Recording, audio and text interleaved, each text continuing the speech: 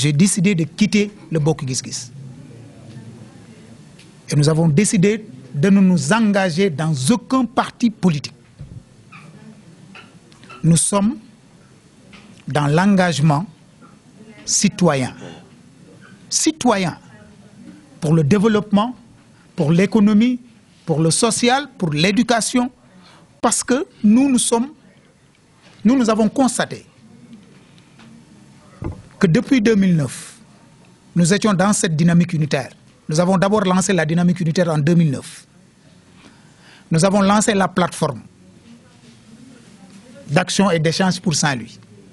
Mais à chaque fois, c'était notre manteau de politique qui créait certaines susceptibilités auprès de l'opinion. Les gens disaient que nous avions des ambitions économiques, des ambitions politiques cachées. Mais si aujourd'hui, cet engagement militant devient un blocage pour arriver à nos objectifs, qui sont des objectifs nobles, celui de faire de Saint-Louis une ville émergente et de faire du Sénégal un pays développé. Nous avons décidé de nous départir de ces responsabilités politiques, partisanes, pour nous engager sur cette voie de la mobilisation citoyenne, de l'éducation citoyenne et surtout de l'essor économique. Donc nous sommes partis d'un constat terrible.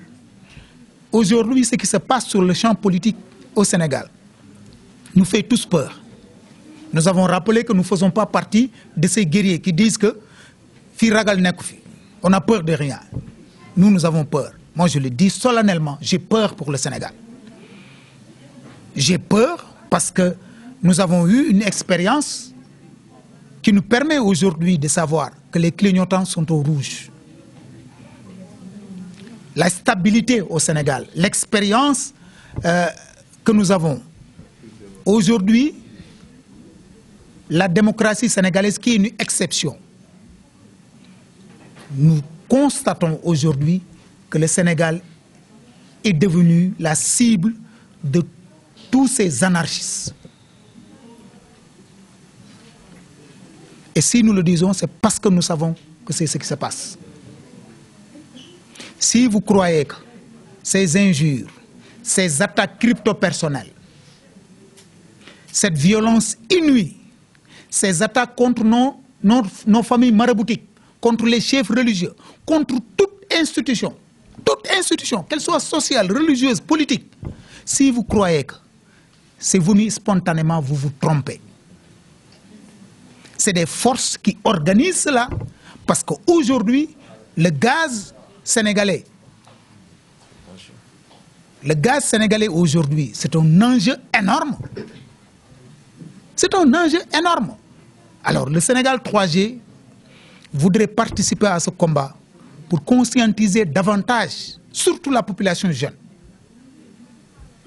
Surtout la population jeune. Il ne faut pas qu'on continue dans la manipulation. J'ai été politique et j'étais au cœur de l'action politique, au cœur de la décision. Je n'étais pas seulement un militant qui passait son temps à faire les meetings. J'étais au cœur de la décision. Nous savons comment la manipulation se fait dans le milieu politique.